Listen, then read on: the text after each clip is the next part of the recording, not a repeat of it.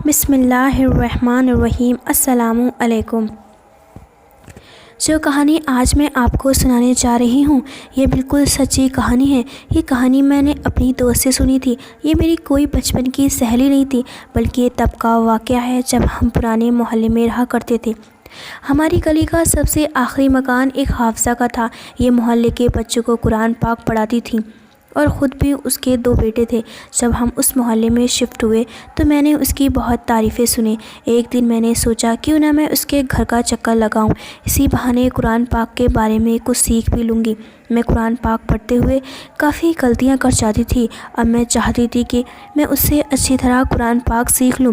ایک دن یونیورسٹی سے واپسی پر میں اس کے گھر گئی تو اس کے گھر کے اندر داخل ہوتے ہی مجھے عجیب طرح کا سکون محسوس ہوا۔ گھر کا دروازہ ہر وقت کھلا رہتا۔ شاید اس کی وجہ یہ تھی کہ بچوں کا آنا جانا لگاتار رہتا تھا۔ یوں بھی محلے میں اس کی شہرت بہت اچھی تھی۔ خیر میں بتاتی چلوں کہ اس کے گھر میں داخل ہوتے ہی مجھے ایک عجیب طرح کے سکون اور ٹھنڈک کا احساس ہوا۔ یہ تب کی بات ہے جب گرمیاں اپنے جنون پر تھیں۔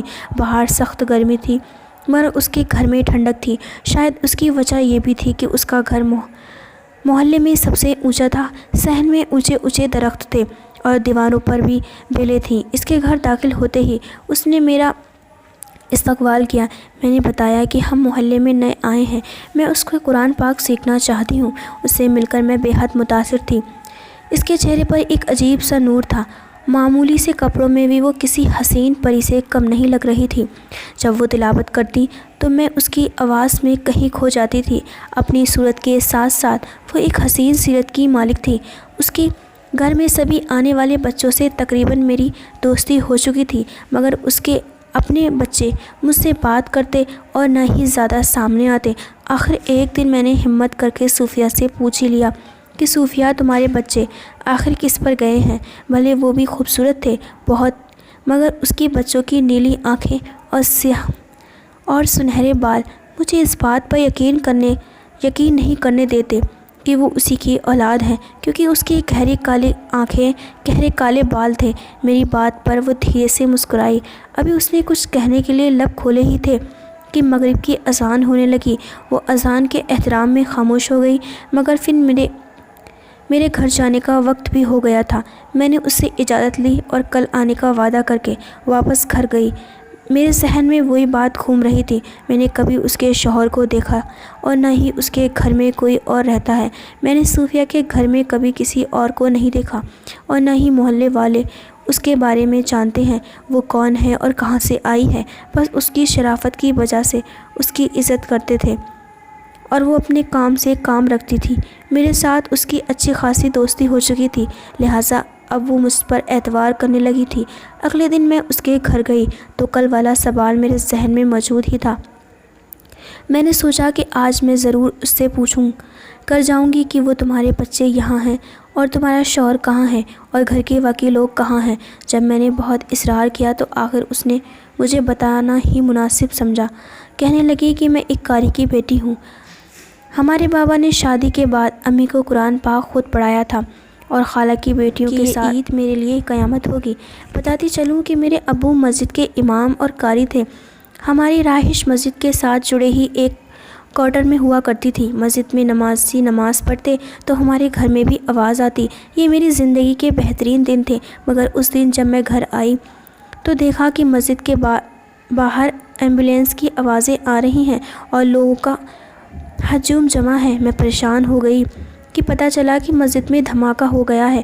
50 کے قریب نمازی زخمی ہو گئے تھے اور تقریباً اتنے ہی شہید بھی ہو چکے تھے۔ میری تو جیسے دنیا ہی اجڑ گئی تھی۔ میرے امی ابو بھی اس حادثے میں فوت ہو چکے تھے۔ میری دنیا ہی اجڑ چکی تھی۔ ہمارا تو پہلے ہی کوئی نہیں تھا۔ اب میں پہلے سے بھی زیادہ بے سہارا ہو گئی تھی۔ میری سمجھ میں نہیں آتا کہ میں کدھر جاؤں، کیا کروں۔ 40 دن تک تو مجھے ہوش ہی نہ رہا۔ خالہ کے گھر پڑی روتی رہی اور کھانے پینے کا کوئی خیال ہی نہیں کیا۔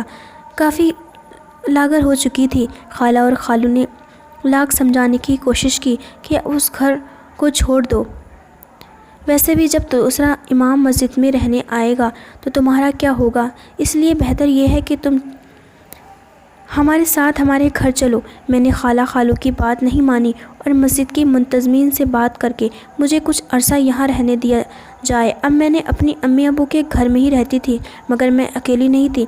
مسجد کے منتظمین کی بیوی میرے ساتھ آ کر بیٹھتی تھی۔ ان دنوں میرا دل بہت ہی غمگین رہا کرتا تھا، مگر میں قرآن پاک کی تلاوت کرتی۔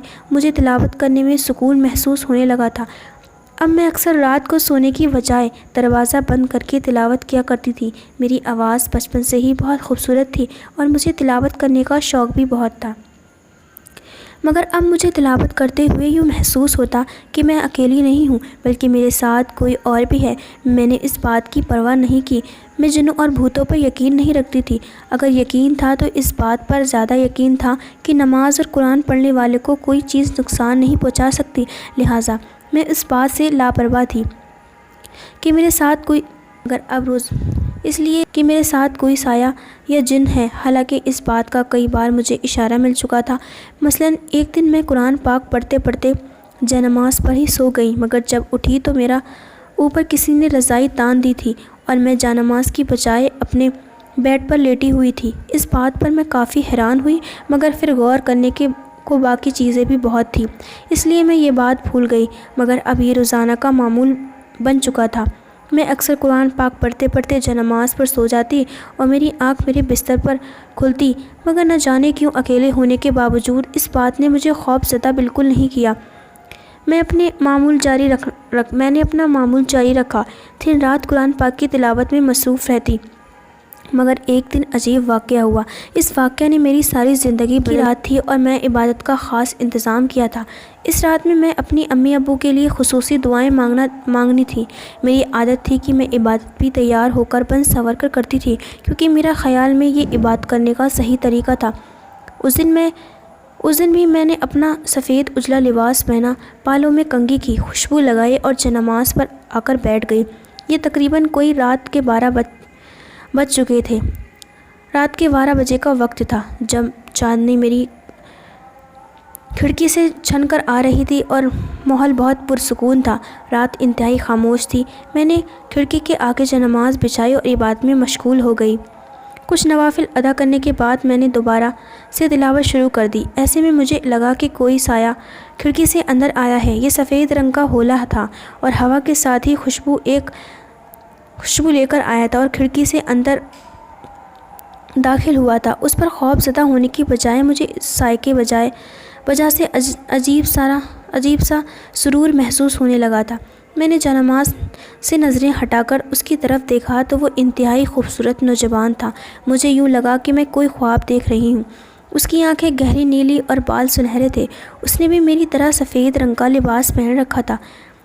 ہمارے گھر میں شروع سے ہی پردے کا ماحول تھا اور میں نے کبھی اپنے کزنوں تک سے بات نہیں کرتی تھی، مگر یہ شخص دیکھ کر مجھے اپنے دل پر اختیار نہ رہا۔ میں بے اختیاری سے اسے دیکھتی چلی جا رہی تھی۔ میں نے اتنا حسین چہرہ زندگی بھر نہیں دیکھا تھا۔ میں ابھی اسے دیکھنے میں مگن ہی تھی کہ وہ میرے پاس آیا اور گھٹنوں کے بل بیٹھ گیا۔ وہ مجھ سے ہم کلام ہوا تو مجھے یوں لگا جیسے کہ یہ چاندنی رات تھم گئی اور مجھے اپنے آپ پر یقین نہیں آ رہا تھا، جیسے یہ کوئی خواب ہے۔ اس نے مجھ سے محبت کا اظہار کیا۔ اس نے بتایا کہ میرا نام رحمان ہے اور کہنے لگا کہ میں ایک مسلمان جن ہوں۔ ایک دن میں اپنے قافلے کے ساتھ یہاں سے گزر رہا تھا کہ میں نے تمہاری تلاوت کی آواز سنی اور میں رکے بغیر نہیں رہ سکا۔ تمہاری اسی کھڑکی سے اندر آیا اور میں نے تمہیں دیکھا کہ میں تم پر فدا ہو گیا۔ مجھے یوں لگا کہ کوئی پری آسمان سے اتر آئی ہے۔ پہلے میں نے تمہیں اپنی جادوئی شیشے میں قید کیا اور اپنی جگہ بیٹھے بیٹھے ہی تمہیں دیکھ لیتا تھا، مگر پھر مجھ سے رہا نہیں گیا تو میں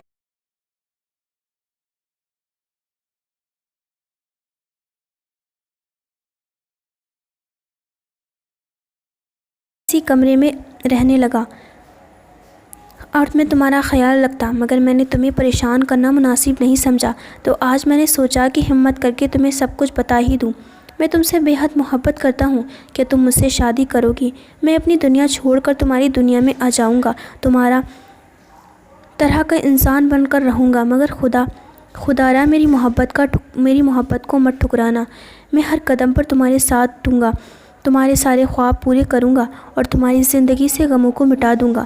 مجھے اس نے بولنے کا موقع ہی نہ دیا تھا۔ میں زدہ نظروں سے اسے دیکھے جا رہی تھی۔ یہ سب کچھ بہت حسین لگ رہا تھا۔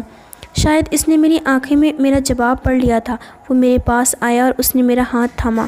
اس نے میرے دونوں ہاتھ اپنے ہاتھوں میں لیے اور مجھے آنکھیں بند کرنے کو کہا۔ آنکھیں بند کرتے ہی مجھے یوں محسوس ہوا کہ اس نے مجھے اپنی باہوں میں لے لیا ہے۔ جب اس نے مجھے آنکھیں کھولنے کو کہا تو میں کسی اور ہی دنیا میں آ چکی تھی۔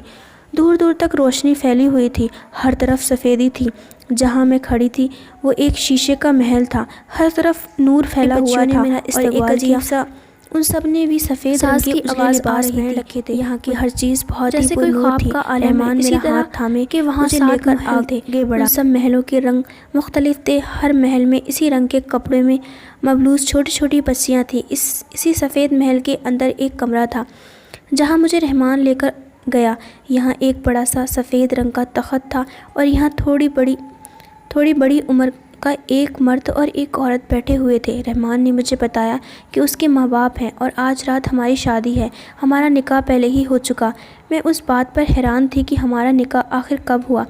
مجھے تو ایسا کوئی خواب تک یاد نہیں ہے، اور ویسے بھی اس سب لاکھ حسین صحیح مگر میرے لیے بہت عجیب تھا۔